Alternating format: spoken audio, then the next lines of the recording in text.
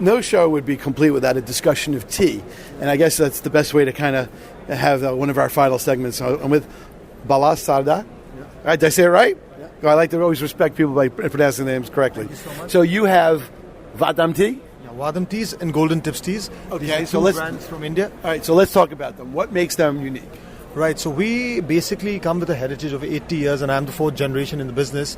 And we do 100% pure single origin Indian teas, picked, packed and shipped direct to consumers across the world, direct from source. So most of the brands you have in the market in America or in European countries source their teas, get their teas minimum of 6 months after it's produced, and then it is packaged. By the time the consumer gets to have his cup of tea, it's old. The tea loses flavor, freshness, character, everything. What we at VAHDAM and Golden Tips Teas do is we source these teas within 24 to 48 hours of production directly from over 150 to 200 estates in India, all tea growing regions including the world famous Darjeeling, and package these teas within days of harvest and ship it to consumers direct, sans any middleman. So that ensures a much fresher, high quality product at a much better price. All right. What are the teas that you like to drink in your own home? Right, so I personally love a second flush Darjeeling tea. I think they're really malty in taste, the strong malty, and I don't like my tea with milk, sugar, honey, anything. Like just what? Like I drink it like that too. Right, so that's the real way. That's going to be for you. Oh, yeah. Thank you. So this is black tea Darjeeling. So I didn't know that Darjeeling is not only the name of the tea, but that's where it's from. Yes, Darjeeling is in fact a region in India, and Darjeeling is also the only tea growing region in the world to get a geographical indication, just like your Champagne in France. So all the wines grown out of Champagne, that region in France, is called Champagne. That's right. That's white wine. Right, because if it's grown outside, you have to call it sparkling wine. Right. Precisely. And early in the show, the Parmesan guy said if you're Parmesan Romaggio, it has to have a DOP stamp. Yes. Otherwise, if it's not from there, it's the same thing. Yes. So it says Darjeeling is popularly known as the champagne of teas, the world's most celebrated tea. Sold across the world, produced in select 87 tea plantations in the West Bengal area. So this is really incredibly special stuff. Yes, this is so this is for what we think is that we are reintroducing consumers to a completely new world of tea, something they've not had before. And one more thing I would like to mention. So this is public radio. We can take our time. Okay. No commercials, no sound bites. We let people talk. Right. And for all the viewers, all the listeners out there, we have both. We have YouTube too. Yeah. Oh, okay. Fantastic. So we've got this online store which is www.vahdamteas.com. And that's VAHDAM because it's radio. They don't know that. VAHDAMTEAS.com. We offer a collection of over 200 varieties of teas shipped direct from India, delivered to consumers across America in less than a week.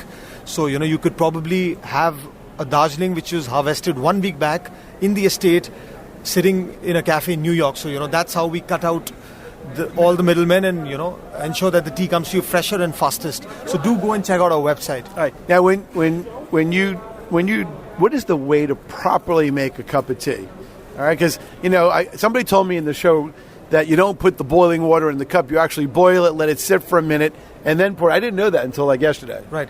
So when you talk about preparing a cup of tea, it really depends on what kind of tea you're having. So there's a black tea, green tea, white tea, oolong tea. All these primarily these four types of tea have certain specific ways how you prepare it. So for example, a black tea is always, we say it's best to make it at a temperature of 95 degrees Celsius.